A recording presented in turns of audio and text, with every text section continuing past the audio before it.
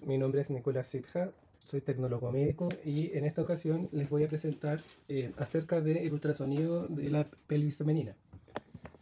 Los temas que vamos a ver a continuación son anatomía de vejiga, útero y anexos uterinos, las variantes anatómicas y las anomalías congénitas, también ecografía normal de esas estructuras y también patología, tanto de la vía urinaria, del útero, de los anexos uterinos y el embarazo, además de algunos dispositivos intrauterinos y la copa menstrual. Vamos a comenzar hablando de la uretra. Es un conducto de salida de la orina desde la vejiga hacia afuera. Es más corto en las mujeres, mide 3,5 centímetros y bueno, ahí está ubicado en los esfínteres, tanto el interno como el externo, y tiene tres capas. La más externa es una serosa, luego viene una muscular y luego una submucosa que sustenta la mucosa interna. Hay dos esfínteres, como les decía. El esfínter interno se encuentra justo en el trígono vesical y el esfínter externo acompaña el canal vaginal o vagina con la uretra, rodeando a las dos. La capa de la vía urinaria, tanto de la uretra, de la vejiga y el uréter, está compuesta en forma estandarizada de esta forma.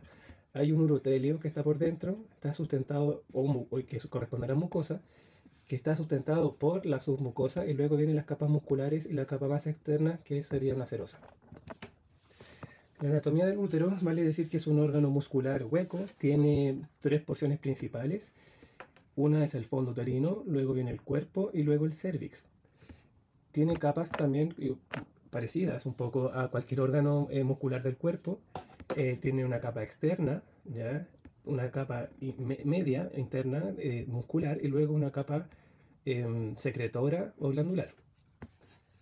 Está recubierta por peritoneo, en donde podemos encontrar un receso anterior donde se puede acumular líquido, un receso uterovesical, y un receso posterior rectouterino, donde también podemos observar colecciones. El útero está suspendido por ligamentos, al igual que los ovarios, ¿ya? Ligamento ancho, ligamento redondo, y lo que importa de esto es que los ligamentos pueden tener cierta laxitud, por lo cual si son muy laxos se pueden torcer los ovarios. Acá en la siguiente imagen estamos viendo también los recesos peritoneales, en donde podemos observar que hacia detrás del cuerpo y fondo uterino tenemos un receso entre el recto y el útero, y por delante de los ligamentos del útero, vamos a encontrar otro receso entre el útero y la vejiga. Como es un órgano muscular, también vale la pena decir que está compuesto por múltiples fibras musculares de distintas direcciones, tanto en forma concéntrica, algunas longitudinales, ya que esto permite la contracción uterina. Un poco más de los recesos peritoneales.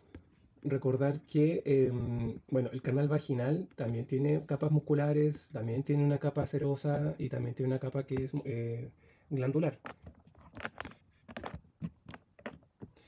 Respecto a los ovarios, bueno, son dos, tienen forma de almendra, son ovalados, se encuentran en los extremos de cada tubo uterina, pero la ubicación es bastante relativa debido a la laxitud y disposición de estas estructuras. No están cubiertos por peritoneo y tiene dos principales partes. Uno que es la corteza, donde podemos encontrar los folículos, ya maduros o inmaduros, incluso cicatrices después de la ovulación, y tenemos una médula que es un tejido fibrodiposo por donde tenemos vasos sanguíneos que nutren al ovario. Respecto a las trompas uterinas, bueno, nacen desde el cuerno uterino, pero el cuerno es parte del útero y tiene tres porciones: una porción ísmica, una porción ampular y una infundibular. Bueno, y una cuarta parte que es de las fimbres, en donde aquí se atrapa el óvulo para generar la ovulación. Generalmente la fecundación ocurre en la región ampular, ¿ya? O bueno, en cualquier parte de las tres porciones en colores, pero recordar que la fecundación, o sea, la implantación tiene que ocurrir en el fondo uterino. Si tenemos alguna implantación en esta región, vamos a tener embarazo ectópico. En ecografía, esta estructura no es evaluable, al menos que esté patológica, por ejemplo, llena de líquido, y recién ahí podríamos observarla, pero en condiciones normales no es evaluable con ecografía. Las medidas del útero, bueno, vamos a medir el útero en longitudinal, en anteroposterior y medio lateral.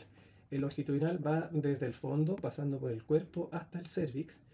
El anteroposterior va en la parte más ancha, en forma perpendicular al eje largo, y generalmente la parte más ancha es a nivel del fondo uterino. Y en esta misma región, en la parte más ancha, vamos a girar el transductor en 90 grados para obtener una imagen transversal del útero, en donde se puede observar en el medio que tenemos el endometrio con distintas capas que ya vamos a ver más adelante. Solo recordar que estas capas de endometrio pueden variar según el ciclo menstrual y si también la mujer ya está en periodos menopáusicos. De la vejiga, bueno, esto lo hablamos en la clase pasada de vejiga. El tamaño tiene que ir de 3 a 5 milímetros. ¿Ya? Yo voy a dejar como estandarizado que para ustedes deben ocupar de 3 a 5 milímetros más o menos. Y bueno, las trompas de falopio no son evaluables con este método, pero estos son los tamaños que deben tener. ¿Ya? Esto no es importante que se lo aprendan porque eso es parte ya de ecografía ginecológica. Acá está cómo se mide el útero. Entonces, de fondo a cervix trazamos una línea recta. Vale decir que los ginecólogos tienen herramientas que pueden medir en forma curva según la disposición del útero, ¿ya? Pero nosotros no vamos a hacer eso, solamente vamos a medir el largo más largo en forma recta. Y ojalá, bueno, esto no está tan perpendicular, pero ojalá perpendicular al fondo uterino, ¿ya? O al eje largo del endometrio de esa región, trazar una línea para poder medir el anteroposterior. En esta misma región nosotros vamos a girar el transductor en 90 grados y vamos a tener una imagen transversal y vamos a medir de lado a lado, medio lateral. ¿Cómo yo voy a saber si la imagen transversal del útero está bien lograda? Es porque este espesor del miometrio del lado derecho debiese ser muy similar al espesor del lado izquierdo. Y lo otro es que vamos a ver que el endometrio se ve bastante circular o del mismo grosor tanto en la hemicapa anterior como en la hemicapa posterior. Entonces estos son signos de calidad en la toma de la imagen. En esta imagen también podemos ver hacia la derecha del útero que tenemos un ovario y un folículo de ese ovario derecho. ¿Cómo vamos a medir el ovario? Vamos a posicionarnos sobre él y vamos a estirarlo buscando esta imagen ovalada, ¿ya? Y una vez que esté en ese eje largo del ovario, vamos a medir el largo más largo y rotamos el transductor en 90 grados y vamos a obtener una imagen redonda. Esa imagen la vamos a medir en planos ortogonales para tener las 3 mediciones finales. Respecto al tamaño uterino, solo mencionar, no tienen que aprenderse estos tamaños, pero mencionar que es esperable tener más o menos de 8 a 9 centímetros el largo del útero, pero que ya en estados postmenopáusicos es esperable tener un útero más pequeño.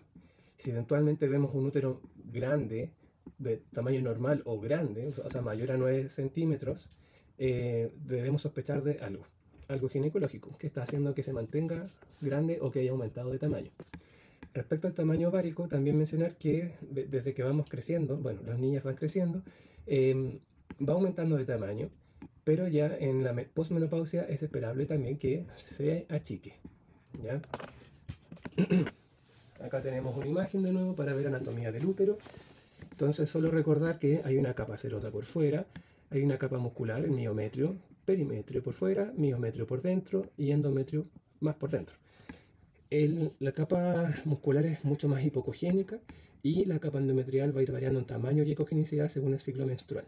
Tenemos 3 principales partes de este gran útero: el fondo, el cuerpo y la región cervical, que aquí sale incluso un poco cortada. Más imágenes de lo mismo. Ya, acá tenemos esta imagen del lado derecho fue tomada por vía transabdominal, es decir, este es el examen que nosotros vamos a realizar, usando la vejiga distendida con orina para usarla como ventana acústica y observar el útero desde anterior hacia posterior. Pero en esta imagen uno podría confundirse y decir, sí, es un transductor convexo. Sí, lo es, pero es un transductor endocavitario, porque no estamos usando la vejiga, esto está por dentro, vía transvaginal. Bueno, aquí en esta imagen se logra ver mejor el límite más caudal del cérvix uterino.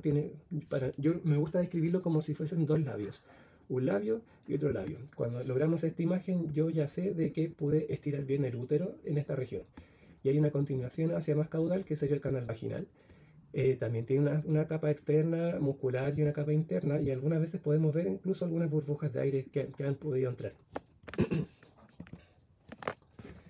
Ahora, en una imagen transversal a la anterior, o sea, en esta región yo corto el útero girando el transductor en 90 grados y vamos a obtener esta imagen. Entonces, lo mismo que vimos delante, tiene que haber una simetría en el espesor de ambos lados del útero y una simetría en el canal, o sea, en el endometrio, para decir que la imagen está bien lograda y yo poder medir de lado a lado. En la región derecha estamos viendo un quiste dentro del ovario y en el lado izquierdo estamos viendo dos folículos dentro del ovario izquierdo. Respecto a los ovarios, en la anatomía ecográfica ya son ovalados. La parte más periférica tiende a ser más hipocogénica y la parte central o médula es un poquito más ecogénica, debido a que hay contenido de vasos y grasa, ¿ya? Normalmente uno puede encontrar folículos periféricos o cercanos a la periferia, de tamaño más pequeño hasta un poquito más grande, y a veces son uno o dos o tres, ya. Pero aquí se ven un poco más marcado en cantidad y tamaño los folículos, están en forma periférica, lo que podría significar una patología. Entonces, ¿cómo vamos a medir? De nuevo en el eje más largo, luego giramos el transductor hasta verlo redondo y cuando tengamos la imagen redonda vamos a medir en dos planos ortogonales. La fórmula para sacar el volumen son las tres mediciones que tomamos por 0,52 y en algunos casos 0,5. Acá tenemos ejemplo entonces de distintas capas del endometrio. No tienen que aprenderlas, solo tienen que reconocer que hay distintas fases. ¿Ya? Mira, acá hay un endometrio proliferativo, luego proliferativo pero más tardío, ya es de tipo trilaminar. Ahí se ven las tres capas.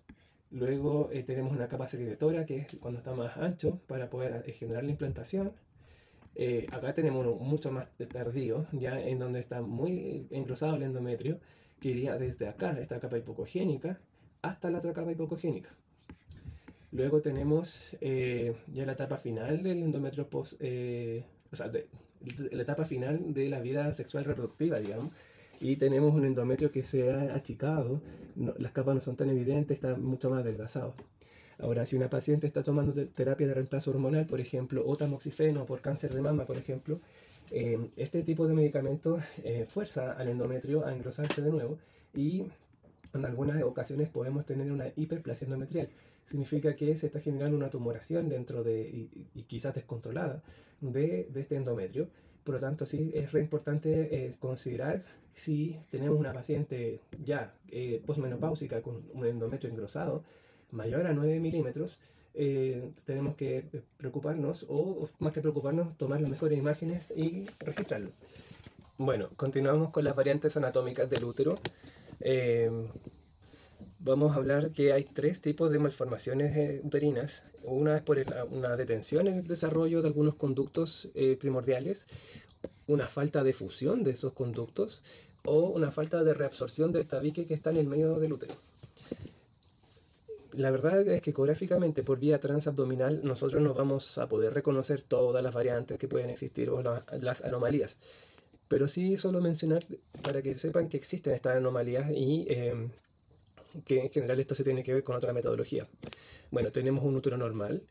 Acá tenemos un útero que tiene solo un cuerno uterino y por lo tanto una región anexial. Falta el cuerno derecho. Tenemos un útero que está subseptado o septado completo, dividiendo incluso la vagina en dos. O un útero que está septado, pero solamente a nivel uterino. Tenemos una división completa del útero partido en dos, por lo tanto tenemos dos cavidades uterinas, un útero que está casi partido en dos, otro útero que está casi partido en dos, pero con un septo, y también tenemos un útero arqueado en donde a nivel del fondo tenemos un engrosamiento de este fondo uterino. Entonces acá tenemos, todas estas imágenes son reconstrucciones 3D porque cuesta un poco hacer un corte que pase justo por la línea media de las estructuras patológicas. Entonces acá tenemos, por ejemplo, un fondo uterino con un cuerno uterino. Esto está dilatado, o sea, el endometrio está engrosado, por lo tanto sí se puede ver mejor, y un corte transversal en esta región. Tenemos acá también un útero bidelfo, que son básicamente dos úteros. Y como lo vamos a ver, si hacemos un corte transversal justo a nivel del fondo uterino, vamos a poder ver un fondo uterino transversal y otro fondo uterino. Incluso se logra apreciar el endometrio. Y si hacemos la reconstrucción, ahí sí se puede ver un útero completo hacia la izquierda, un septo o división entre medio y un fondo uterino izquierdo. Tenemos acá otra variante en donde tenemos una colección líquida por dentro y gracias a esa colección podemos ver que hay dos fondos uterinos y que hay un septo más o menos grueso, pero que no separa completamente el útero. Y en este segundo caso de esta diapositiva tenemos entonces el útero arqueado, en donde tenemos este engrosamiento de la parte fúndica del útero. Y, insisto, esto se tiene que ver con reconstrucción 3D por ecografía transvaginal, pero solo para que lo sepan. Ya, entonces esta imagen se hizo tomando en forma transversal el útero, cortándolo en trans. Acá tenemos un útero con dos cuernos uterinos, ya que están separados con casi un septo también por entre medio, y se ven dos fondos uterinos. Y acá tenemos una colección líquida, ya que esto incluso podría ser un embarazo, en la región del cuerno uterino o fondo derecho, perdón, izquierdo.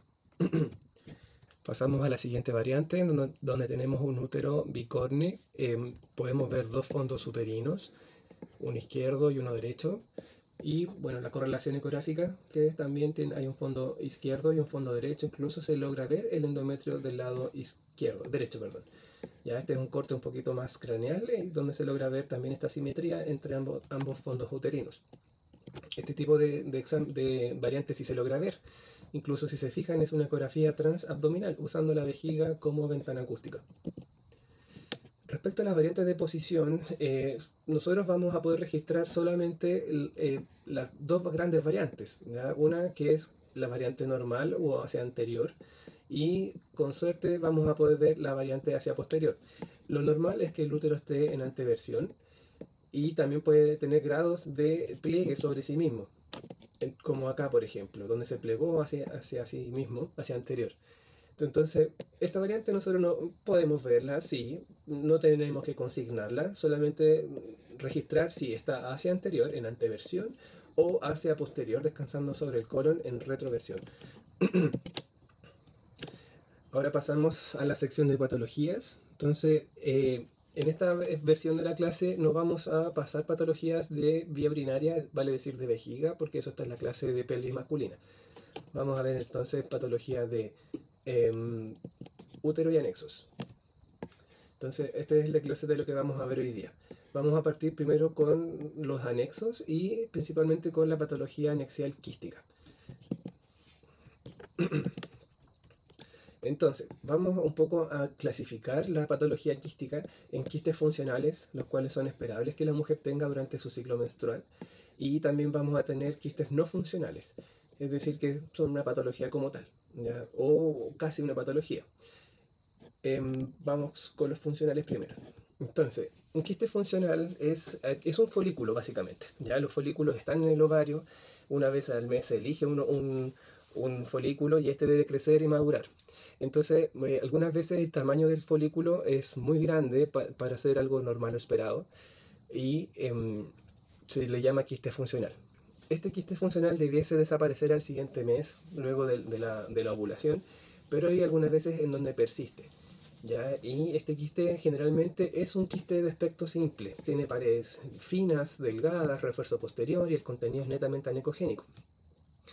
Pero vamos a ver más adelante que tras la ovulación se genera el cuerpo lúteo, ¿ya? Y este cuerpo lúteo puede sangrar por dentro y esta hemorragia que se genera por dentro podría simular un componente sólido, ¿ya? Y este componente sólido, si llega a ser sólido de verdad, es decir, tumoral, vamos a hablar de un cáncer de ovario. Entonces, por eso hay que revisar bien. No solamente vale con encontrar la lesión y medirla, hay que revisar por dentro si tiene alguna conformación sólida, ¿ya? O septos internos, etcétera.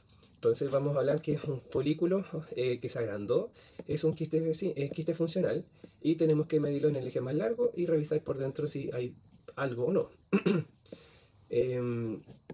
Puede presentar algunos tabiques, sí, pero tienen que ser tabiques o septos súper delgados, ¿ya? No estas concreciones que son más sólidas, irregulares, incluso con calcificaciones. Lo normal, entre comillas, es que sean grandes cuando no se ovula, ¿ya? Y pueden ser de 1 a 20 centímetros. Lo que importa también es que sea solo de un ovario, ¿ya? Sí, porque ese fue el folículo elegido del mes, solo de ese ovario.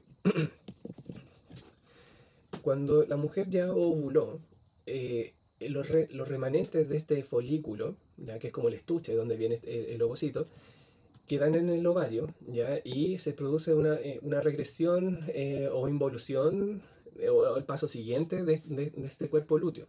Básicamente el cuerpo lúteo secreta hormonas para mantener el endometrio engrosado y promover y sostener la implantación. Entonces, ¿qué es lo que pasa? Si el cuerpo lúteo no involuciona, se mantiene quístico, ¿ya? Y se puede agrandar y a inflamar, incluso algunas veces duele. Como es esperable que el cuerpo lúteo se forme y que en algunas veces no se puede absorber, es normal que durante los embarazos se encuentre algún quiste de este aspecto en el ovario.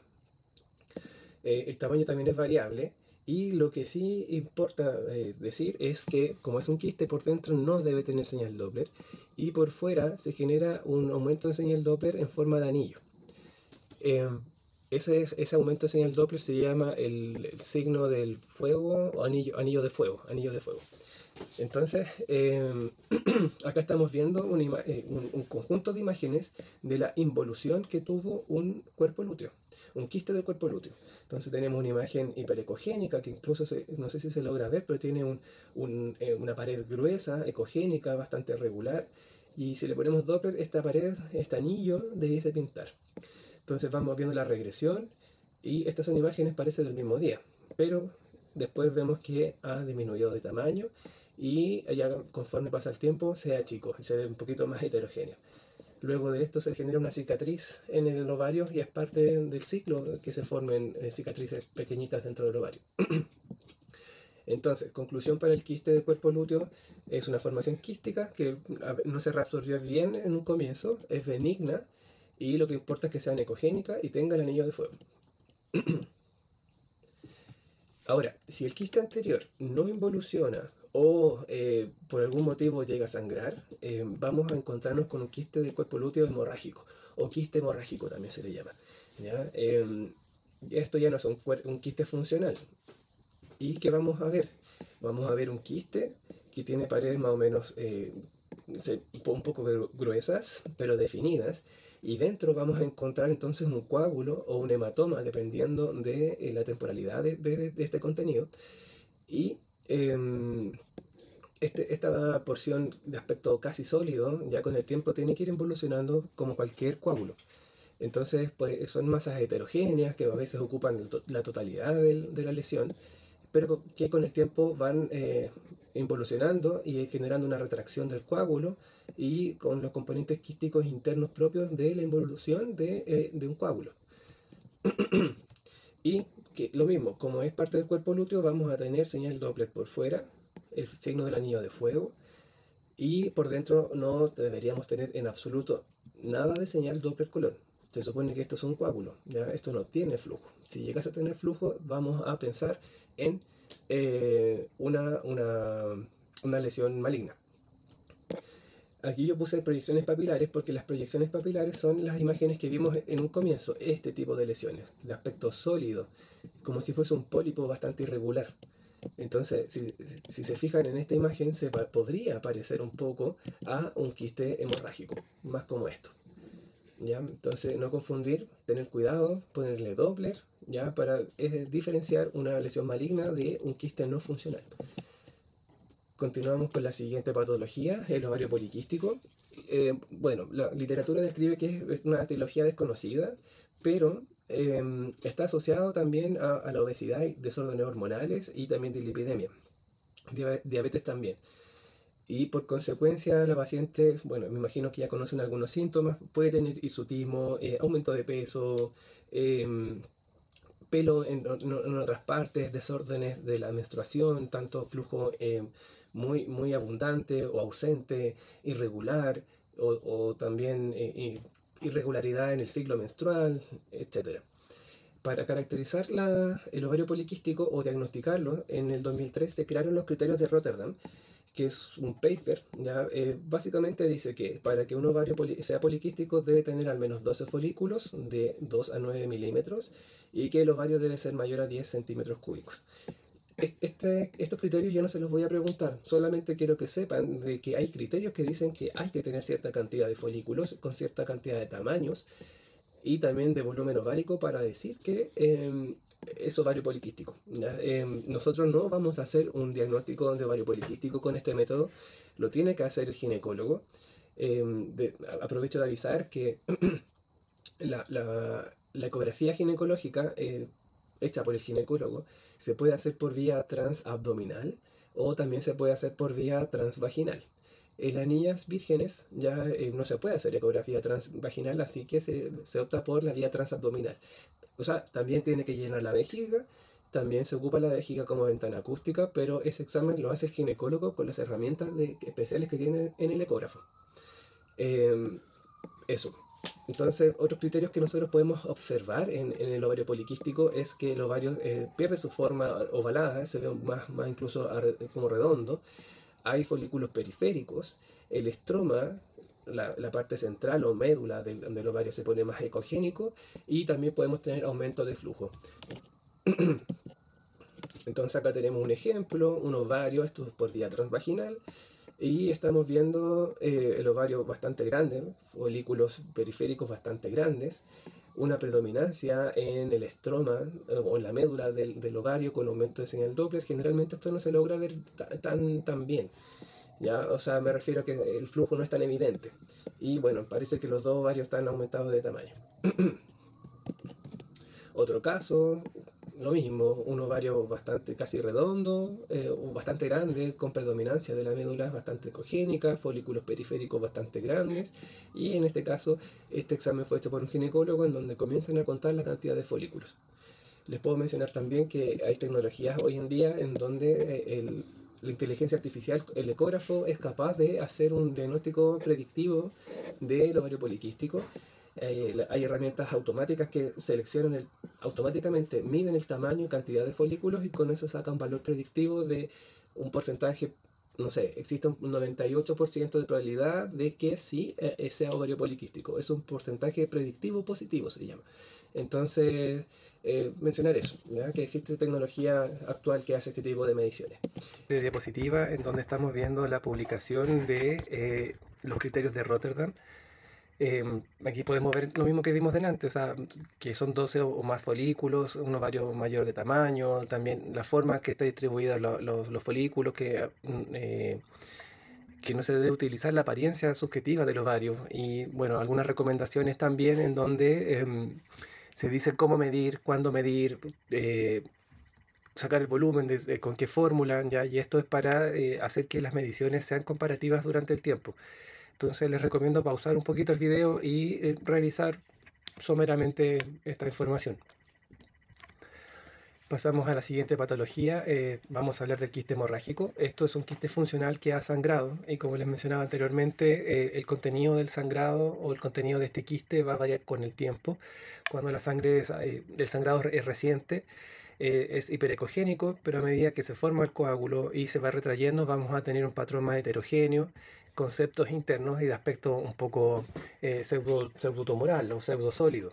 No debe tener señal interna, el Doppler color, y se resuelven solos. En algunas ocasiones estos quistes hemorrágicos duelen, ¿ya?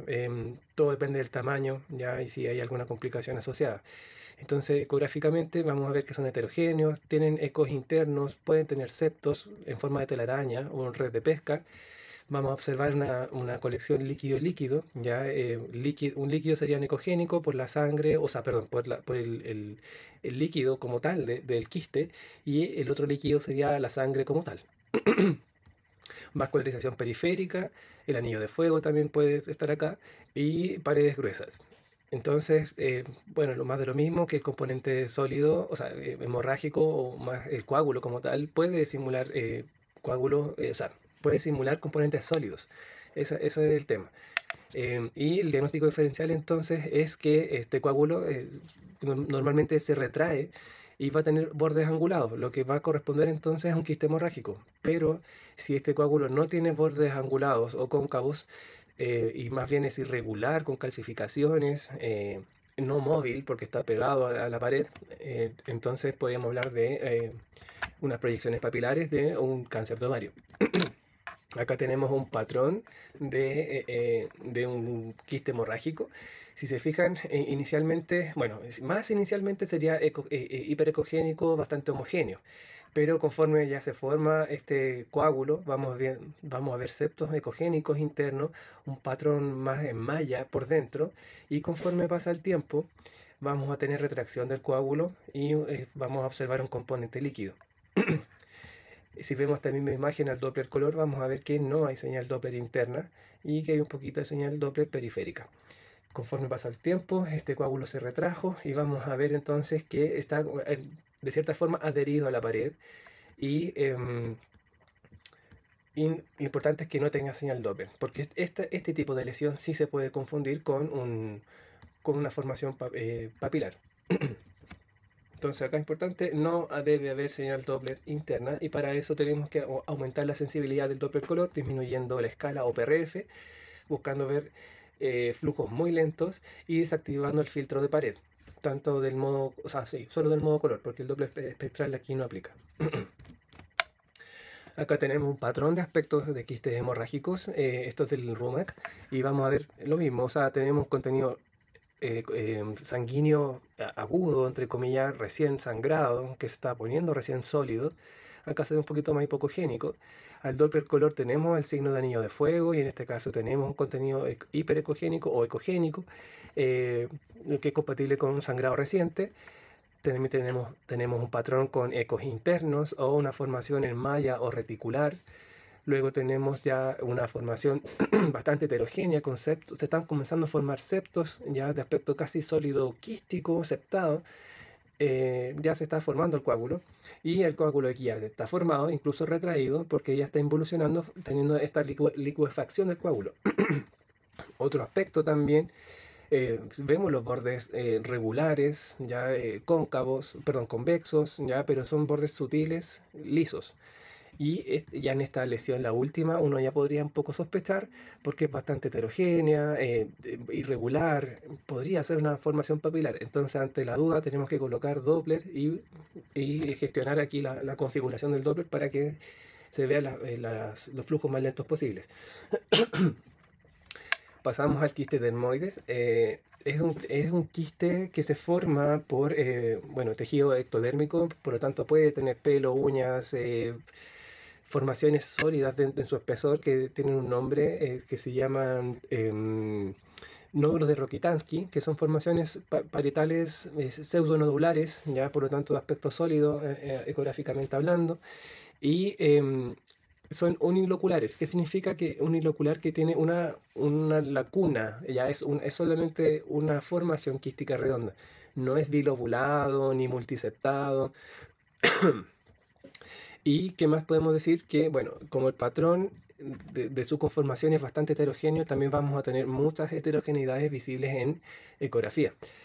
Entonces vamos a verlos, bueno, vamos a revisar estas imágenes para ir viendo un poco de esta patología y de los patrones que vamos a ver más adelante.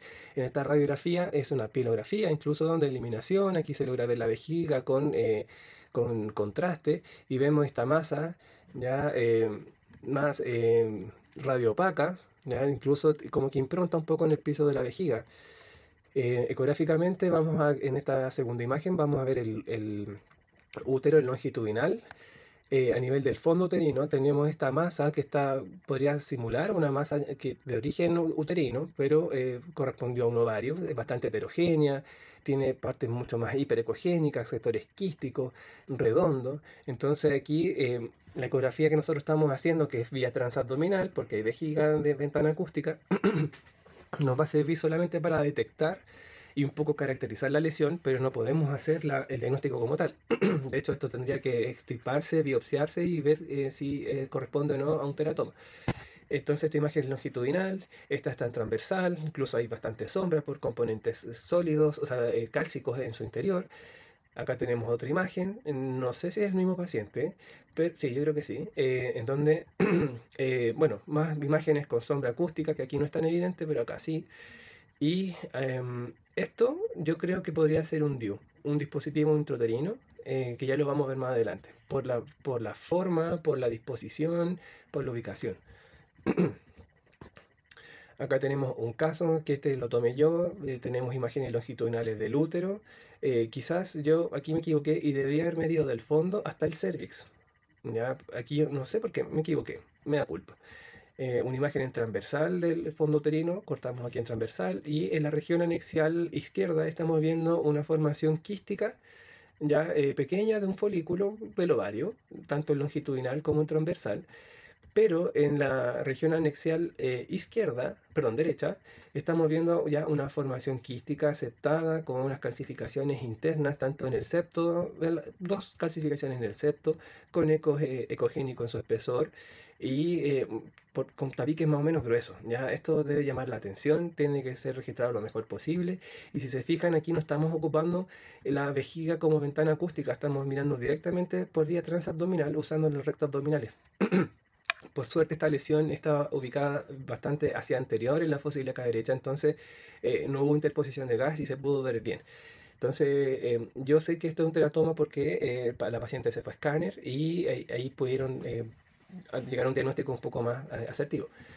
Acá tenemos otros patrones que son de un paper, donde hablan de distintas formas de teratoma. La verdad es que no necesito que se la aprendan de memoria, pero sí que cualquier cosa que sea heterogénea en la región anexial, que tenga porciones bastante sólidas, con sombra acústica, como acá también una gran sombra acústica, eh, o este patrón que se llama tapón, tiene un nombre en inglés, no me acuerdo en este momento, pero son múltiples bolas hiperecogénicas que están en el espesor de esta gran masa, que de quística no tiene mucho, la verdad, pero también es un patrón que se puede reconocer. Y ya esta segunda imagen de acá arriba a la derecha, componentes quísticos, ya anecogénicos, con ecos flotando en su espesor, y tenemos de nuevo esta imagen hiperecogénica volada adentro. La lesión es bastante grande, incluso casi no cae en la pantalla, sale cortada por esta región. Entonces este es el paper para que lo tengan en caso que quieran revisar. Pasamos a una siguiente lesión. Este es el endometrioma.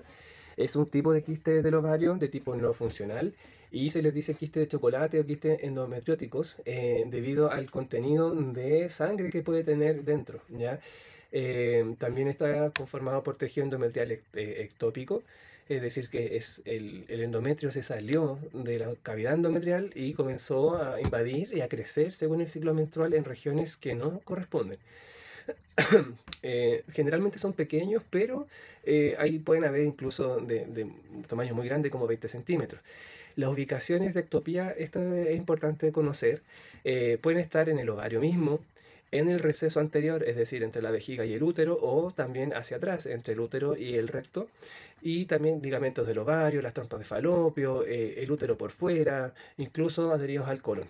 Entonces acá estamos viendo una imagen. A mí no me queda muy claro el origen dónde está ubicada, pero sí se ve la lesión de chocolate, quiste de chocolate, en la superficie de algún órgano. Esto es una laparoscopía, entonces yo sé que esto no tiene que estar acá, tiene que estar dentro del útero. Entonces tenemos un endometrioma en la región peritoneal de algún órgano, ¿ya? Y acá probablemente este es el ligamento del útero o del ovario, y tenemos múltiples implantaciones en el ligamento hacia posterior también. Entonces, ecográficamente vamos a verlo como un quiste porque tiene refuerzo posterior, pero su contenido no es anecogénico, sino que son ecos de baja intensidad, bastante homogéneos, que se describen como vidrios esmerilados. No tiene señal Doppler interna, y bueno, si analizamos esta imagen estamos viendo que es una ecografía transvaginal. No se describe en qué parte está, pero sí se ve claramente que la lesión es bastante homogénea. Pasamos de la patología anexial a la patología del ovario, ya a también la patología anexial, pero en este caso de la trompa de falopio. Entonces, a ver, la patología que vamos a ver en esta ocasión es el hidrosalpinx. Básicamente el hidrosalpinx es cuando la tuba uterina o la trompa como tal está con contenido líquido. Eh, si el contenido llegase a ser sangre, se le va a llamar hematosalpinx, y lo vamos a ver, ya saben cómo se ve la sangre, ya ecogénica en un comienzo, más heterogénea después, con retracción del coágulo y sectores quísticos involutivos de ese coágulo. En caso de que sea una colección más purulenta, se le va a llamar piosalpinx, y vamos a ver también contenido ecogénico por dentro, pero como esto es purulento e inflamatorio, las paredes de la tuba uterina se va a ver mucho más gruesa, con aumento de señal Doppler, incluso vamos a tener correcciones periítmicas, infundibulares, periuterinas en los recesos también. Podemos ver un contenido líquido, ¿ya? Y también vamos a ver grasa alterada, por supuesto. Ya, ese es el tema. Entonces acá estamos viendo una imagen longitudinal de la tuba uterina. Claramente no se puede ver completa en un corte. Y se ve estos como septos internos que son característicos de la trompa de falopio. Esta es una imagen longitudinal y esta es una imagen transversal. Em, por la ecografía transabdominal es re difícil encontrarla, pero yo he encontrado un par de veces. ¿Ya? Diría que unas 4 veces en 10 años. ¿Ya? La modalidad ideal es la ecografía transvaginal. Entonces, ¿cómo se va a describir? Ecográficamente se va a decir que la tuba uterina tiene una dilatación anecogénica en forma serpenginosa, es decir, como en forma de serpiente, y eso en el longitudinal. Pero en el transversal se va a hablar del signo de la rueda dentada, ya que vamos a ver múltiples septos en el eje corto de esta tuba uterina, y son los septos propios de la tuba uterina. Entonces acá tenemos otro ejemplo, en forma serpinginosa, es como una serpiente que se está moviendo, ¿ya? Y tenemos los septos propios y son incompletos, ¿ya? Son parciales, ¿ya? Y en el transversal vamos a ver parte de los septos en forma incompleta que corresponde a el signo de la rueda dentada. Al Doppler color no hay señal Doppler interna, pero cuando esto sea un Pio Salpings, recordemos que las paredes van a estar súper gruesas con aumento de señal Doppler color y grasa alterada alrededor. Otra imagen, este creo que lo vi yo, no me acuerdo. Bueno, tenemos una imagen transversal del útero, vía transabdominal, tenemos la vejiga bastante distendida con paredes finas y el útero tan transversal. En esta región tenemos el anexo derecho y el anexo izquierdo. No vamos a hablar de ovario porque esto no es ovario, es la región del anexo uterino izquierdo. Aquí probablemente sí se vea ya el ovario, ya, o también puede que sea la tuba uterina. Pero en este caso nos vamos a centrar en la tuba uterina izquierda, en donde si le hacemos zoom vamos a poder ver este signo de la rueda dentada. Acá tenemos una imagen de la bibliografía por internet, en donde sí se logra ver bastante bien la tuba uterina dilatada, con este signo de la rueda de carreta, y tenemos acá un quiste en el ovario izquierdo con un probable coágulo en retracción. Quizás, solo yo supongo, que quizás este quiste de gran tamaño está apretando la tuba uterina y colapsándola. Recordar que siempre que haya algo dilatado hay que buscar la causa obstructiva. Entonces, vamos con la siguiente patología. En clases yo omití esto de adrede, pero ahora siento que es importante que lo puedan entender. Cuando la mujer ovula, libera líquido a la cavidad peritoneal, y si este líquido no se absorbe, se puede ir formando una cavidad, una colección de líquido que con el mismo peritoneo se puede cerrar un poco y forma este famoso quiste de inclusión peritoneal. Básicamente el peritoneo tiene una función de absorción y de producción de líquido, y cuando no se absorbe o hay algún problema en la absorción es que se van a formar estas colecciones. Entonces, ecográficamente, ¿cómo los vamos a ver? Vamos a ver un quiste grande en la región peritoneal. eh, a veces, o sea, generalmente no son dolorosos y como es una colección grande, porque no se está reabsorbiendo, nosotros podemos verlo en regiones que son un poco más altas. Incluso aquí en la imagen, o en la última imagen, estamos viendo el psoas. Ya acá está el ovario izquierdo, por aquí debería encima pasar el uréter, bajando desde el riñón hacia la región pelviana, y si se fijan es bastante larga la colección. Em, el escáner se ocupa bastante bien para caracterizar estas lesiones, porque ecográficamente nosotros solo vamos a ver una gran colección quística, ¿ya? Y lo importante también es revisar que sea quística simple, es decir, que no haya septos ni porciones sólidas o aspecto sólido en alguna parte de esta lesión. Y bueno, lo que me faltó ahí decir es que, bueno, estas como que bolsillos que se generan en la cavidad peritoneal en general pueden producirse por adherencias, es decir, que hubo un proceso inflamatorio y que dos paredes peritoneales mediante inflamación quedan adheridas, ¿ya? Y por procesos inflamatorios peritoneales. Eh, solo brevemente mencionar que existe una patología que se llama patología inflamatoria pelviana, así, tal cual, ¿ya? Y es por un proceso inflamatorio que aún no se conoce, puede ser por temas infecciosos, por torsiones, embarazo ectópico, etcétera, que toda la cavidad pelviana se inflama. Entonces imagínense que está el útero, los anexos, la grasa periuterina, em, los recesos están con líquido y todo está todo inflamado, la grasa alterada, todo aumentado de cogenicidad, aumentado así el doble. Entonces, ese tipo de patologías genera que el peritoneo se inflame, se adhiera y se forman algunas veces estas cavidades de líquido que encima no se está absorbiendo. Pasamos entonces ya a la patología anexial maligna y principalmente vamos a hablar del cáncer de ovario. Es una patología relativamente frecuente en Estados Unidos, por ejemplo, y se presenta generalmente a los 60 años de vida o más. Recordar que los pacientes que ya tienen más de 60 años, siempre, a cualquier hombre o mujer, hay que pensar en cáncer, cualquier patología o nódulo que veamos, porque el sistema inmune está ya es menos competente. Entonces los factores de riesgo va a ser que haya antecedentes familiares, que sean mayores de 60, mujeres nulíparas y con antecedentes de cáncer de mama o endometrio, colon o de ovario mismo, ¿ya? La invasión es por continuidad, se agarra del peritoneo o incluso de la misma vejiga. Y también hay diseminación linfática y sanguínea. De hecho, es bastante esperable que haya una metástasis debido a que estas lesiones son bastante malignas. Tipos de tumores de cáncer, hay distintos tipos, ya no tienen que aprendérselos todos en absoluto, solo aprender de que como el ovario tiene un tejido que es estromal, de sostén, y también hay un tejido ya más folicular que para formación de ovocitos, vamos a tener distintos tipos de líneas celulares que están involucrados. Entonces aquí hay, por ejemplo, del epitelio de la superficie del estroma, de las células germinales, del cordón sexual y también metástasis de otro lado. Entonces, solo recordar que ya hay como tres grandes variantes de cáncer de ovario y también la metástasis. Respecto al cáncer de ovario, a ver, la ecografía transabdominal que nosotros realizamos no sirve, ¿ya? O sea, vamos a poder caracterizar lesiones, hacer lo que mejor podamos, pero eso se va a derivar igual sí o sí a ecografía transvaginal, resonancia o escáner con contraste. Mencionarles que para estas modalidades de resonancia y escáner existe la norma FIGO, que es un método de estadiaje. Entonces, esto sirve para decir básicamente cuán mala está esta patología neoplásica.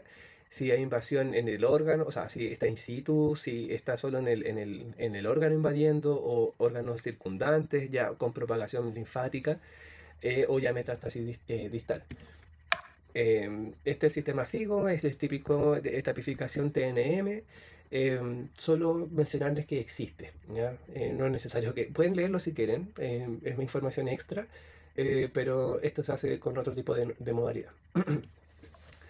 Seguimos entonces un poco, si quisiésemos un poco, no forzarla es la palabra, sino que hacer lo humanamente posible con la ecografía transabdominal frente al cáncer de ovario. Nosotros vamos a tener que detectar entonces alguna masa en los anexos, discernir si es benigno o maligno. Ya vamos a ver algunos signos ecográficos de malignidad. Bueno, principalmente son paredes gruesas, irregulares o tabiques, los nódulos murales, y también si hay que elementos sólidos ecogénicos con vascularización, es decir, que hay un componente sólido en el espesor de esta lesión. Y algún signo de benignidad es que principalmente son anecogénicas, ¿ya? Y ojalá simples, ya como un quiste funcional. Al Doppler bueno, si le hacemos Doppler espectral vamos a ver que tiene un flujo de baja resistencia, pero al nivel diastólico, es decir, al final de todo el ciclo cardíaco, vamos a ver que tiene gran cantidad de flujo.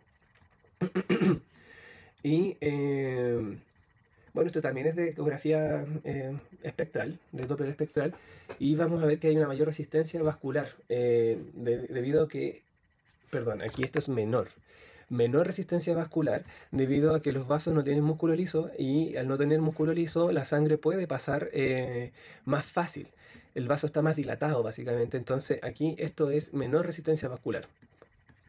Y eso sí, en consecuencia, hace que tenga un gran flujo diastólico. El cáncer más común de todos es el cistoadenocarcinoma, y son lesiones bastante grandes, son de aspecto quístico pero con componentes sólidos, altamente vascularizados, y también pueden tener proyecciones papilares desde la pared de esta formación sólido-quística hacia el interior. Vamos a ver entonces las proyecciones papilares vascularizadas. Entonces acá tenemos un caso, y esto ya es un paciente que se nos pasó el cáncer, hasta bastante avanzado me refiero. Entonces, vía transabdominal, acá tenemos la vejiga, tenemos el canal vaginal, cervix, cuerpo y fondo uterino. Este es un corte sagital, por lo tanto, estamos viendo que hay una colección anicogénica de ascitis, básicamente, en el receso anterior, y el receso posterior está ocupado por una formación sólida, bastante heterogénea, de bordes irregulares. Incluso podría ser un componente quístico acá. Misma imagen acá, componente sólido rodeando el útero. Y en transversal estamos viendo el útero. Hacia adelante estaría la pared anterior entonces. Y hay líquido con un gran componente sólido. Y mira, una gran masa peritoneal. Aquí no sale qué lado es. Me cuesta un poco distinguir el útero. Quizás este sea el útero. Y bueno, gracias a la citis nosotros podemos revisar la cavidad peritoneal, y justo en el lóbulo derecho, en la parrilla costal, entre la parrilla costal y el hígado, este el hipocondrio, entonces tenemos que hay algunas metástasis nodulares ecogénicas que se diseminaron vía peritoneal. Tenemos otro caso, acá lo mismo, tenemos una ecografía transabdominal, usando la vejiga como ventana acústica, y vemos una gran formación nodular, heterogénea, ovalada, altamente vascularizada, que la verdad es que con este método no se puede decir mucho más que una lesión bastante sólida. Mira, acá en esta imagen es un poco más evidente, se ve que es predominantemente sólida, pero también es quística. ¿Ya? Y los contornos son bastante irregulares, incluso hay vasos penetrantes ahí en esta lesión. Acá está la correlación con escáner y se logra ver los vasos penetrantes. Em, Eso, la verdad es que en el día a día, si yo me enfrento a esto, yo no podría decir, oh, si tiene un cáncer, pero sí hay una lesión bastante grande, sospechosa, y es tan grande en que probablemente desplazó el útero hacia un lado. No, el ovario claramente no es evaluable. Vamos a ver una masa nomás en la región anexial, y ni tanto la región anexial porque es tan grande que ocupa toda la cavidad pelviana, desplazó todo, ya, y vamos a ver solamente una lesión nomás. Ya aquí va a costar mucho encontrar el útero dentro de todo esto, y el otro ovario también. Otro caso, tenemos una imagen sólido-quística, con un componente sólido heterogéneo, con porciones quísticas internas dentro de este componente sólido, con ecos internos, y acá mira, proyecciones papilares. ¿Ya? Esto sí llama mucho la atención, hay algunas calcificaciones, es de gran tamaño, y mira, dentro de los septos tenemos engrosamiento, más que engrosamiento tenemos un componente sólido como adherido al tabique, porque el tabique está acá, bastante irregular, y también con ecos internos, ¿ya? O sea, si yo le pongo Doppler a esto debería pintar mucho. Vamos a hablar respecto al cáncer de ovario, el ORATS, ¿ya? Y el ORATS es como el similar al TRATS, al BRATS, al PRATS, al LIRATS, pero en este caso se aplica al ovario, ¿ya? Y básicamente sirve para estandarizar y clasificar las lesiones ováricas y decir cuán buenas son o cuán malas son. Y aplica lo mismo, o sea, para todos los RATs. ORATS 1 es normal, y conforme va subiendo hasta nivel 5 es que son de mayor riesgo, y el ORAT 0 perdón, es para decir que hay información insuficiente. Entonces vamos a ver esta clasificación. Mira, no tienen que aprendérsela, ¿ya? Pero sí quiero que la entiendan, y con esto les va a quedar para siempre qué es lo bueno y lo malo del ovario, ¿ya? De nuevo, tanto en escáner, resonancia o ecografía. Entonces, ORAT 0, ¿ya? Es que es normal. Eh, la verdad es que aquí en estos casos no se espera nada más que hacer un control en caso de que sea de mayor tamaño. Entonces, ¿qué vamos a ver? ¿Qué es lo normal? Un folículo o un quiste único, unilateral, de pequeño tamaño, menor a 3 centímetros. Vamos a ver también un cuerpo lúteo que tiene esta forma de paredes gruesas y el anillo de fuego. O también vamos a ver un cuerpo lúteo que está hemorrágico o recién sangrado, y donde se ve bastante ecogénico, pero el anillo de fuego persiste. Esto es normal. quiste funcional, quiste funcional, quiste funcional. Pasamos al ORATS 2, en donde vamos a ver que hay un quiste simple, pero en este caso de mayor tamaño, sigue siendo benigno. Y también vamos a tener lesiones benignas, que es cuando tenemos ecos internos, ¿ya? O un septo interno, ¿ya? Todo eso es benigno, septos finos, sin porciones sólidas por dentro. Luego pasamos también continuamos con las lesiones quísticas benignas, en donde vamos a tener un quiste hemorrágico, ya típico, con este patrón en malla por dentro, con sectores quísticos y con estos ángulos y también con cavidades del coágulo en donde se está retrayendo. También tenemos señal Doppler periférica. Otra lesión benigna sería el quiste dermoides, que tenemos los patrones, ya que tienen sombra por dentro, contenido ecogénico, los nódulos hiperecogénicos que les mencioné delante, ya esto es benigno. Otro patrón benigno es el endometrioma, que vimos que el quiste de chocolate, que tiene un patrón en vidrio esmerilado, hiperecogénico homogéneo, sin señal Doppler interna. Otro patrón benigno es un quiste simple exofítico del ovario. Ya, acá tenemos un ovario y el quiste exofítico simple. Otra patología benigna es el quiste de inclusión peritoneal, que básicamente es un quiste que está por fuera del ovario o del útero y adopta la forma del bolsillo que tenga y puede tener un par de septos. Y otra patología benigna es el hidrosalpinx, que estamos viendo que dilataciones serpiginosas de esta tuba uterina, bastante bien, bastante serpiginosa, y el signo de la rueda dentada. Todo eso es patología benigna. Ahora, cuando pasamos a patología de mayor riesgo, vamos a ver que los quistes simples son muy grandes, mayores a 10 centímetros, que tiene superficies irregulares por dentro. Esto ya es un poquito sospechoso, porque da casi va a decir que es una proyección papilar, pero es muy chiquitita. O que tiene septos vascularizados. Los septos pueden existir, tienen que ser únicos o un par de septos, pero no vascularizados. Y ya cuando tenemos un ovario de aspecto sólido, ya estamos ya comenzando a sospechar más. No hay señal Doppler interna en este caso porque es de bajo riesgo, pero si le vemos más señal Doppler, esto ya pasa a ser más maligno. Pasamos al ORAD 4, en donde tenemos unos tabiques también, múltiples tabiques, pero vascularizados, pero más que el anterior. Aquí el score de vascularización o la estratificación del nivel de vascularización Doppler es mayor, y conforme vamos avanzando en la malignidad vamos a ver que comienza a aumentar la vascularización y que ya los septos se ponen más irregulares, incluso más gruesos, y ya algo ya de aspecto un poquito más maligno son ya concreciones sólidas, bastante irregulares, vascularizadas en el interior del quiste. Pasamos también a las proyecciones papilares también, que es como un verdadero pólipo vascularizado y de superficie irregular. También tenemos aquí septos, múltiples septos, pero con porciones sólidas septales, o una lesión que es ecogénica, o sea, perdón, sólida, de aspecto sólido y bastante heterogéneo, con poca vascularización. En el anterior no tenía, ahora tiene poco y luego tiene mucho. Todas estas son ya ORAT 4 que nos están llamando la atención. Si se fijan, entre más complejo este quiste, peor se coloca el asunto. Pasamos al ORAT 5, en donde son lesiones de mayor riesgo. Y estamos viendo múltiples proyecciones papilares irregulares, vascularizadas, deberían estar al Doppler color. Ya los septos internos tienen porciones sólidas que son de mayor vascularización.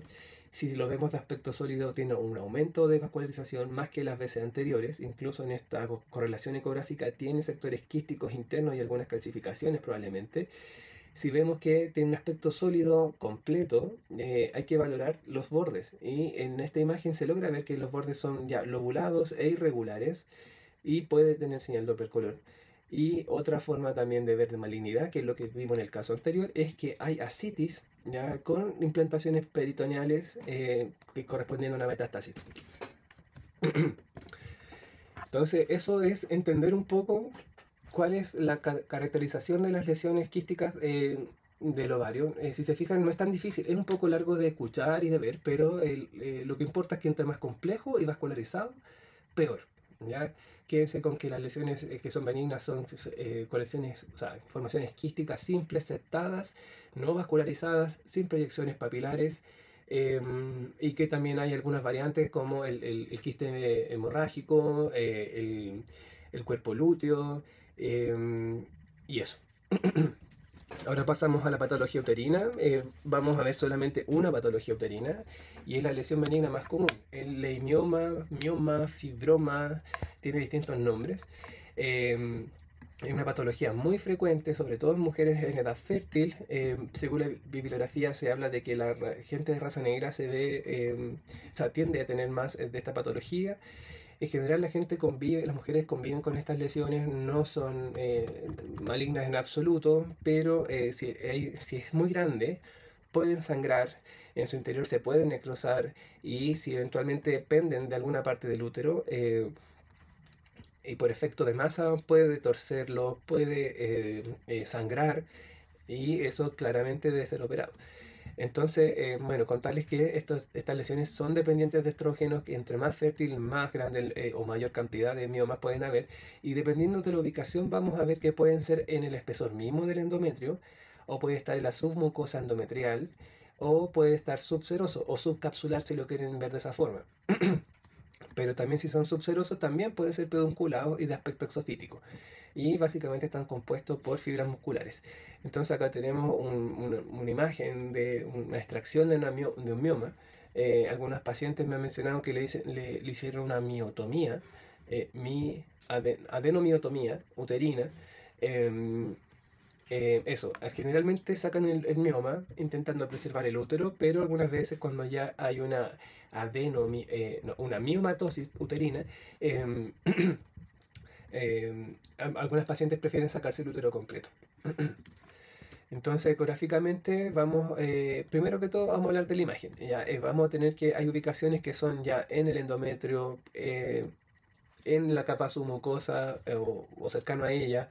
Vamos a ver que hay niveles de profundidad en el miometrio como tal, eh, o que se acercan mucho más a la periferia del útero. Entonces esto sería como exofítico, esto sería seroso, subseroso, endometrial también. eh, Podría ser esto submucoso, endometrial como tal, y así. Acá tenemos una imagen entonces de... Ah, faltó esto.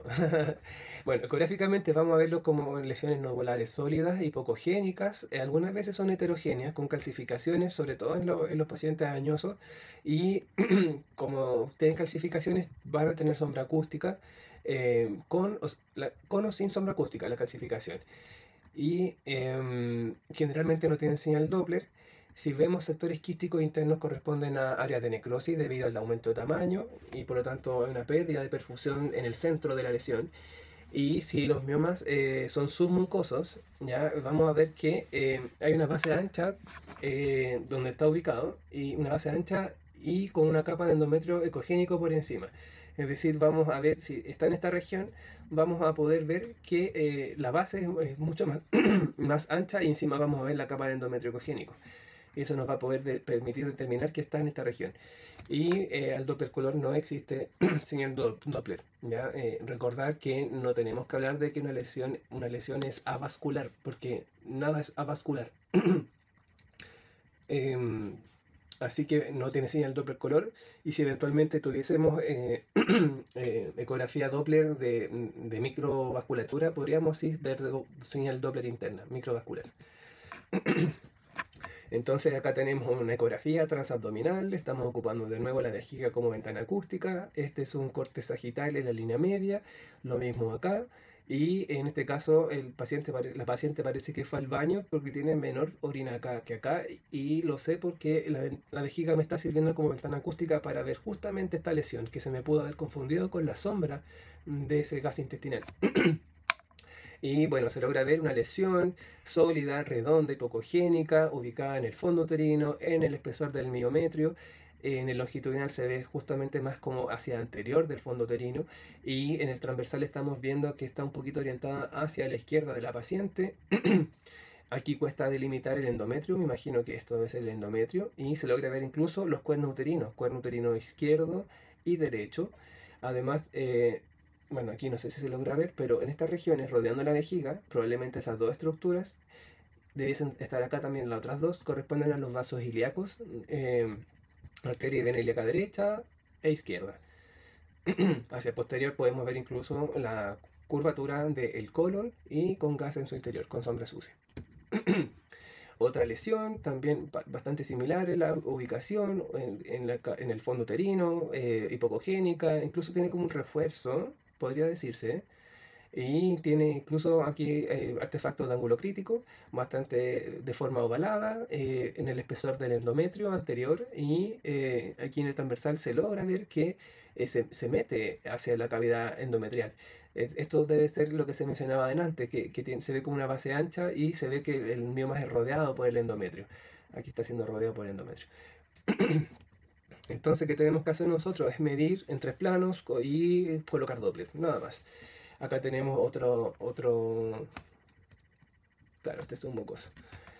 Acá tenemos otra ubicación que ya es subseroso de aspecto exofítico. Estamos viendo aquí el útero longitudinal a nivel del fondo uterino, el endometrio está por acá y se ve que esta imagen cuelga, básicamente pende del fondo uterino.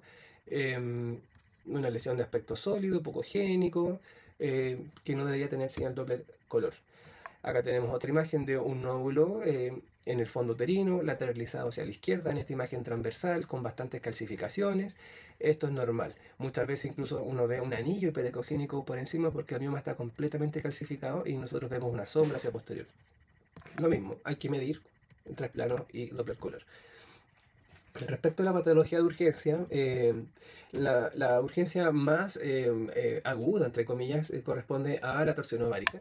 Y generalmente se asocia a que hay una masa o un quiste en el anexo. ¿Por qué? Porque si la masa o quiste cuelga del ovario, lo puede torcer según la laxitud que tengan los ligamentos suspensorios, ¿ya? Entonces, ese es el problema.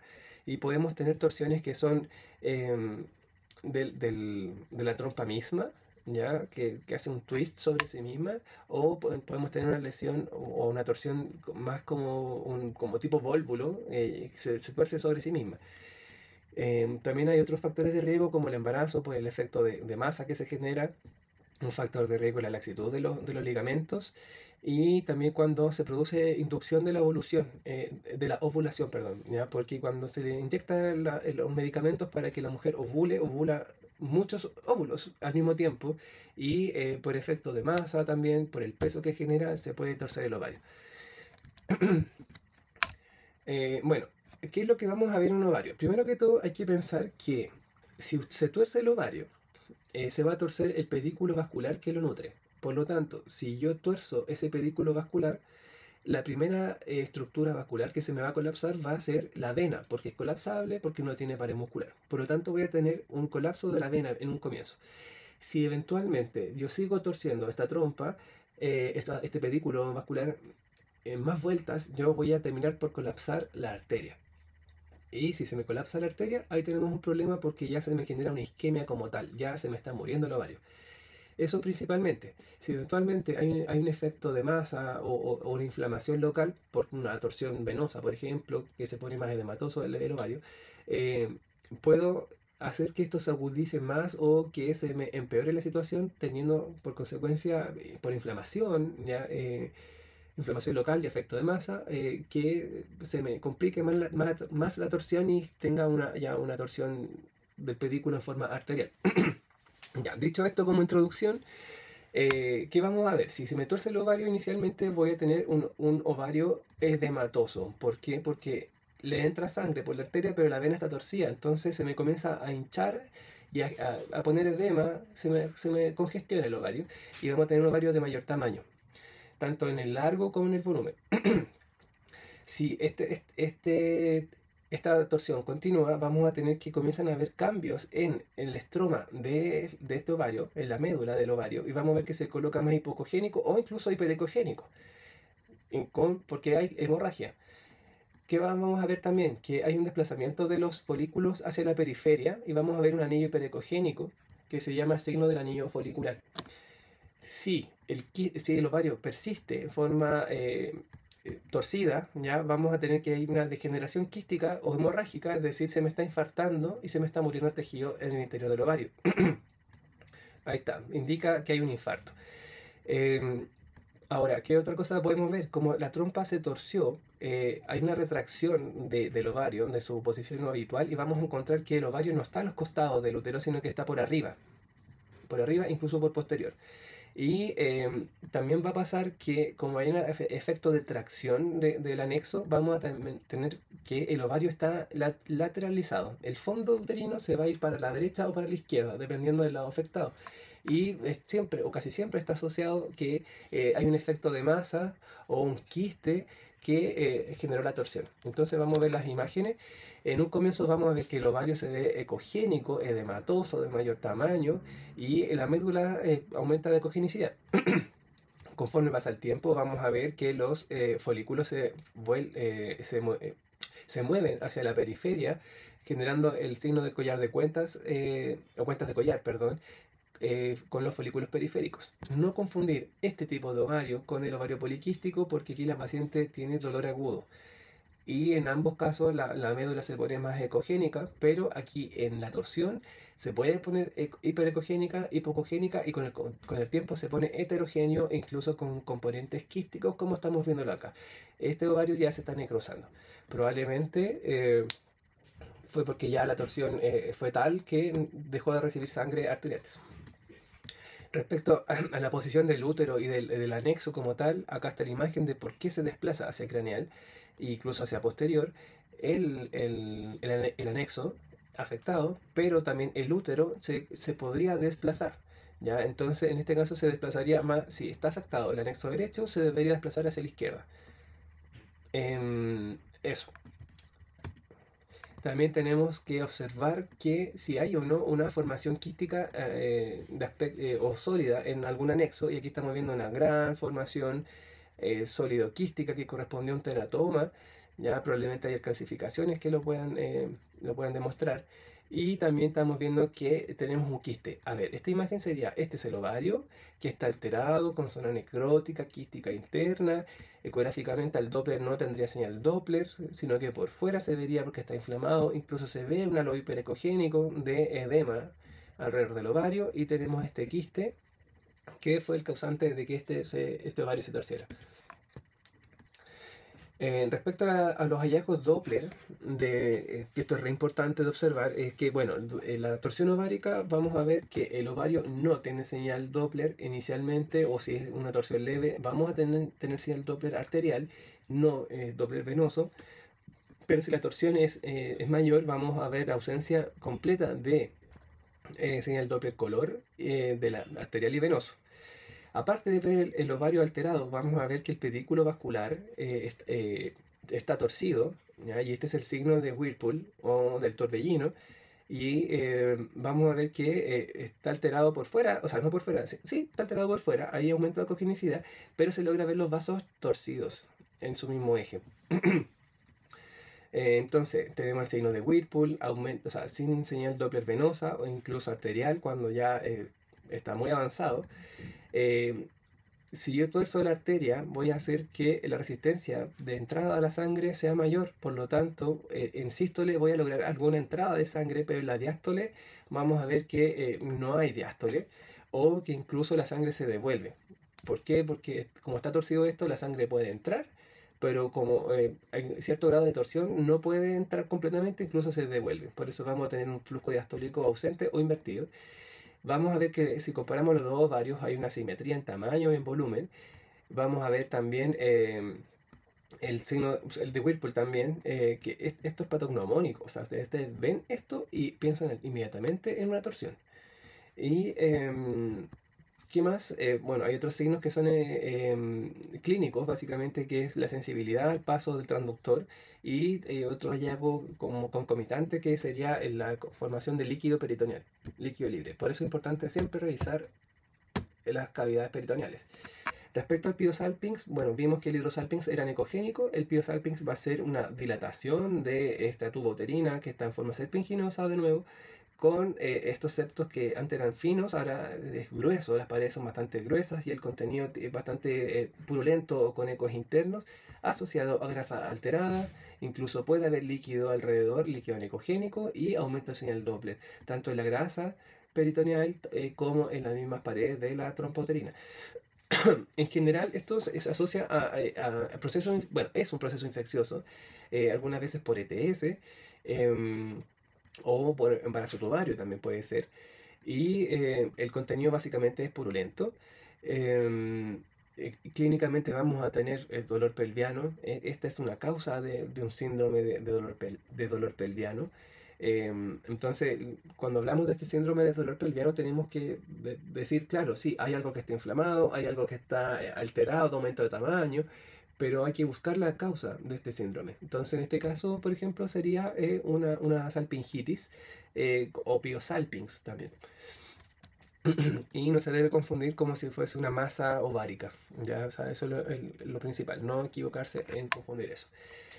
Respecto a los dispositivos que vamos a hablar, están los DIU, que son bastante usados hoy en día. Hay algunos que tienen hormonas, otros no tienen hormonas. Hay algunos que son de polímeros, otros que son de cobre. Los de cobre son súper antiguos, pero se siguen usando. Y como esto se coloca en la cavidad endometrial, nosotros esperamos ver alguna imagen lineal dentro de la cavidad endometrial. Si nosotros como incidimos justamente el ultrasonido pasando por el medio del DIU, vamos a ver que tiene sombra acústica, pero la estructura como tal la vamos a ver como una imagen lineal hiperecogénica. Entonces acá tenemos un DIU que va desde el cuerpo al fondo uterino, tiene sombra acústica y en el transversal lo mismo, es hiperecogénico con sombra acústica. Em, Acá tenemos un fondo uterino que, bueno, la paciente sabe que tiene DIU y aquí no hay ningún DIU. Y si comenzamos a revisar bien, el fondo uterino está vacío y el DIU está migrado justamente, mira, al nivel del cervix. Entonces se desplazó. Y acá estamos haciendo un corte a nivel del cervix en transversal y se ve, claro, hiperecogénico, fino, puntiforme, con sombra acústica, justo a nivel del cervix. Y esta paciente tuvo muy mala suerte. Bueno, estaba embarazada, está en la cabeza del feto, el tórax y a nivel del cervix el DIU estaba migrado, así que, bueno, la casep.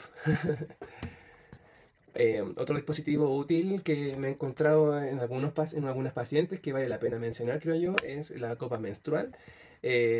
Paciente con aro en el ombligo, aquí en rayo se ve la copa menstrual y ecográficamente cómo las vamos a ver a nivel del canal vaginal. Este es el canal vaginal, justo detrás de la vejiga, canal vaginal. Acá está el cervix y aquí está el fondo, el cuerpo y fondo del útero. Esto es longitudinal. Entonces, en el canal vaginal vamos a ver una imagen que es hiperecogénica, sobre todo en la pared anterior de este dispositivo, hacia posterior se pierde. Y en el transversal, yo esta imagen yo no tenía muy claro si había algo o no. Pero en el transversal logré ver una imagen que es súper redonda, muy redonda, ya con artefactos ahí de ángulos críticos y un poco de sombra y reverberancia en su interior. Y yo personalmente me animé y le pregunté a la paciente, ¿ocupa algún dispositivo en el útero, la vagina, copa menstrual? Y la paciente me dice sí. Porque la verdad que ecográficamente aquí no se veía tan claro, ¿ya? Y aquí está como el esquema del asunto, ¿ya? Entonces hay que preguntar. Y me acuerdo que la paciente le dio vergüenza un poco decirme que sí, se rió, pero hay que confirmar este tipo de dispositivo. Respecto al embarazo, nosotros vamos a ver el embarazo como un hallazgo incidental. La ecografía no sirve para detectar, o sea, para hacer seguimiento por nuestro lado.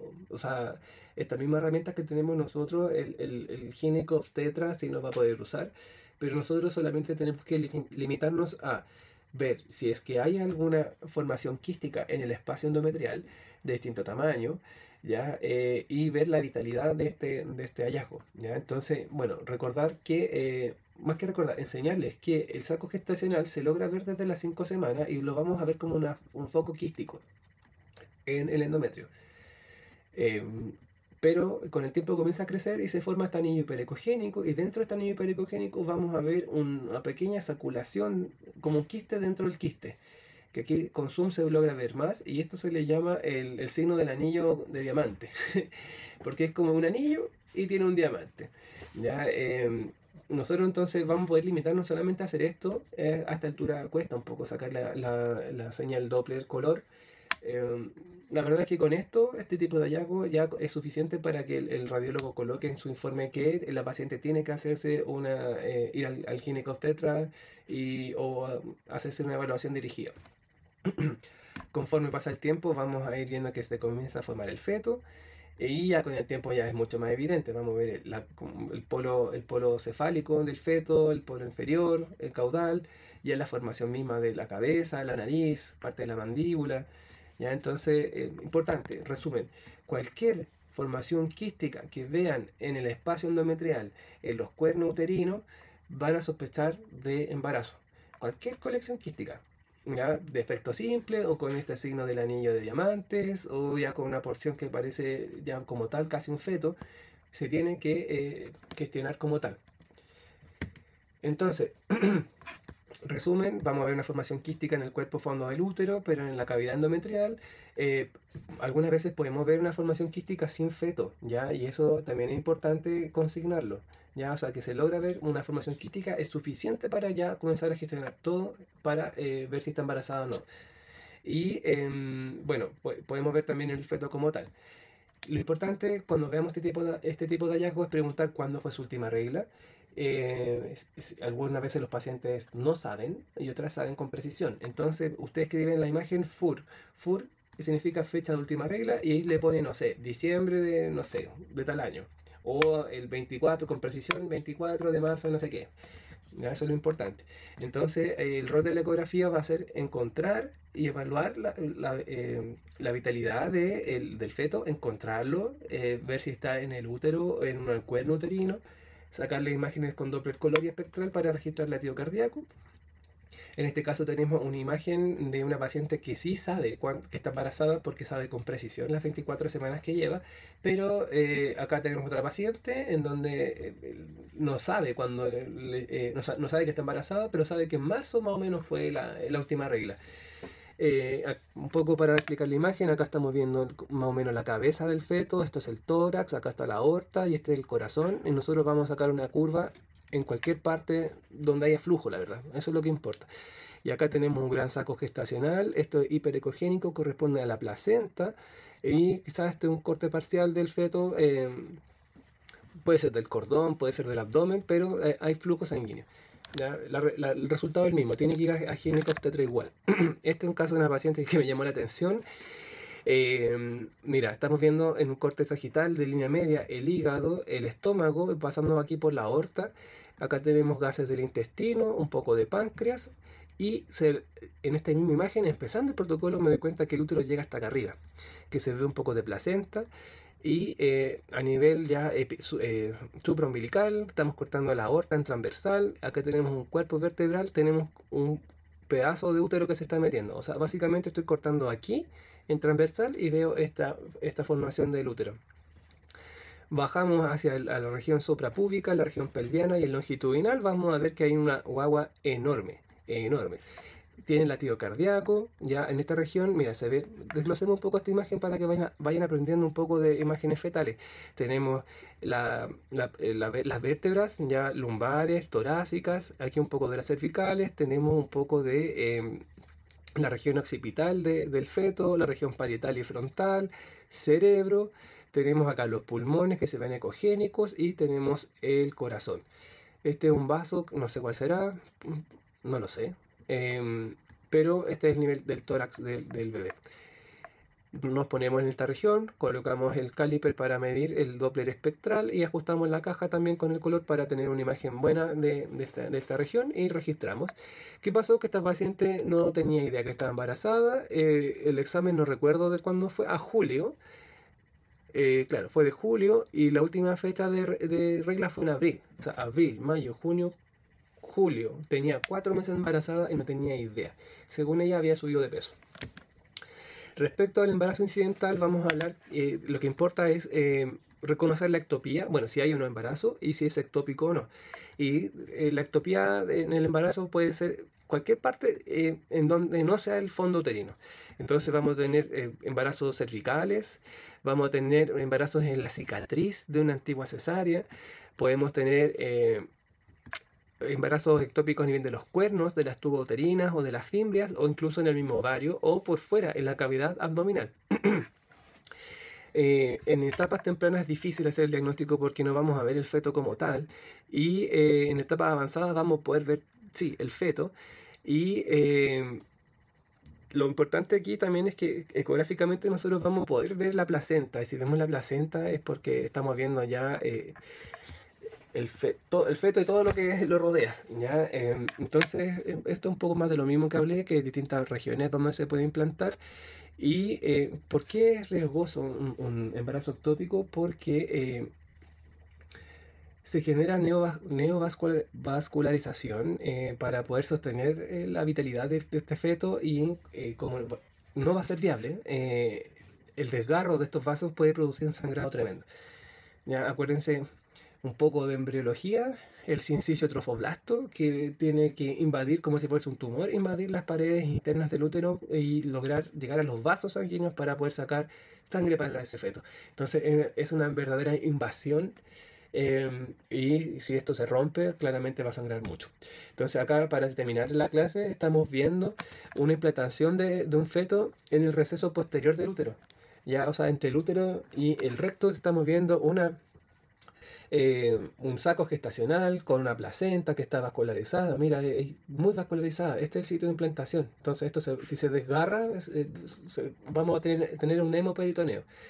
Y dentro del saco gestacional tenemos señal Doppler interna, pero no me queda claro si hay un feto o no. De hecho, parece que no hay un feto.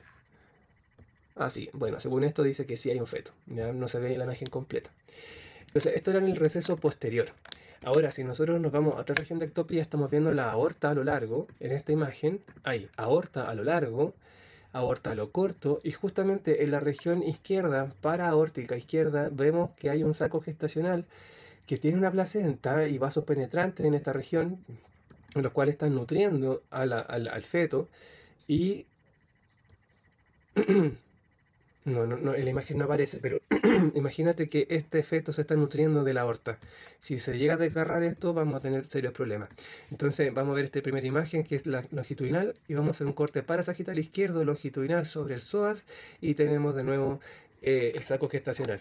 Yo no le veo el feto adentro. Bueno, ahí esto puede ser un saco gestacional vacío. Tenemos un caso ya mucho más severo en donde estamos viendo el lóbulo izquierdo, más o menos estamos a la izquierda de la vesícula, así que esto sería el segmento 4B o 4A por ahí, y tenemos un saco gestacional que se ve bastante claro, con paredes ecogénicas, vascularización periférica, y es un saco gestacional que yo lo veo vacío, ¿ya? Entonces, esto, increíble, ¿no? Esto es un caso único en el mundo. Ya esto de estas bibliografías, por eso se los quise mostrar, no es común en absoluto, pero ya les acabo de mostrar embarazos que son retroperitoneales en el receso rectouterino, también retroperitoneales a nivel del espacio intercavo aórtico, y también acá tenemos otro caso de un embarazo intrahepático. ¿Ya? O sea, piensen en esto, para que un feto llegue acá, significa que tuvo que entrar por la vía porta. Para que entre por la vía porta, significa que tuvo que entrar a la sangre del mesenterio, ya por alguna lesión que haya no sé, en la cavidad peritoneal. Entonces, tuvo que haber una fecundación extra o intrauterina con una migración hacia el peritoneo y de alguna forma entró por vía hematógena a la porta. Es bastante raro, ¿ya? Así que este es como el cierre de esta clase. ¿Qué más? Contarles que esto es para revisar nomás, o sea, para repasar todo. Ya el protocolo de exploración va a ser revisar el útero a lo largo, a lo corto, medirlo, los anexos registrarlos en long y en trans, en una imagen dual, le ponen la imagen longitudinal y transversal del septo ovario. Y el protocolo de la vejiga, el típico, revisar en forma sagital y transversal la vejiga, medir la pared, evaluar los jets y registrar los volúmenes pre y postmiccionales. Algunas consideraciones o recomendaciones de mi parte es que no es necesario medir el volumen del ovario. Tienen que usar Doppler color en cualquier hallazgo que pillen. Tienen que registrar si el útero, el fondo uterino está lateralizado hacia un lado o no, ver si hay líquido libre. Y cualquier formación quística mayor a 2,5 centímetros o 3 centímetros tiene que ser registrada. Si hay algo menor, un quiste simple menor de 2,5, ni lo mida, ya porque es fisiológico, no es patológico en nada. Pero si es mayor a este tamaño, hay un riesgo de torsión y por lo tanto en el futuro control tenemos que saber cuánto medía. En casos de patologías de urgencia o dolor agudo, y ustedes encuentran algún hallazgo de urgencia, torsión ovárica, embarazo ectópico, por ejemplo, usted, Piosalpinx, tiene que avisar al radiólogo para gestionar el examen lo más pronto posible. Y no está permitido a ningún tecnólogo médico dar información al paciente y menos decirle que está embarazada. Ya eso es pega del radiólogo, del clínico, pero nosotros no estamos autorizados para hacer diagnósticos ni para darlos, ¿ya? Así que eso es pega de los médicos. Y para ir cerrando, también cualquier patología uterina anexial tiene que ser revisada con eco transvaginal, resonancia o algunos casos con escáner. Un resumen del protocolo: vejiga en trans, en el tercio superior, en el tercio medio y en el tercio inferior. Aquí está el trígono, acordarse de eso. Cortes parasagittales izquierdos en línea media y derecha de la vejiga para evaluar las paredes y contenido. Vamos a evaluar también el útero longitudinal en ambos planos. Medir el endometrio en esta imagen o en esta imagen, cualquiera de las dos. Y vamos a medir el útero también en transversal. Vamos a registrar el ovario derecho en long y en trans. El izquierdo también lo vamos a registrar en dual. Vamos a medir la pared de la vejiga, evaluar el volumen premiccional y el postmiccional. Acá hay un poco de anatomía para que ya se lleven para la casa. Es más de lo mismo. Y también más anatomía. Bueno, chicos, gracias por llegar hasta acá. La clase es un poco larga, pero no es tan difícil. Ya, si se fijan, son pocas patologías, la verdad. Así que cualquier duda, consulta, voy a estar disponible para ustedes. Me pueden escribir al correo o por WhatsApp. Y éxito.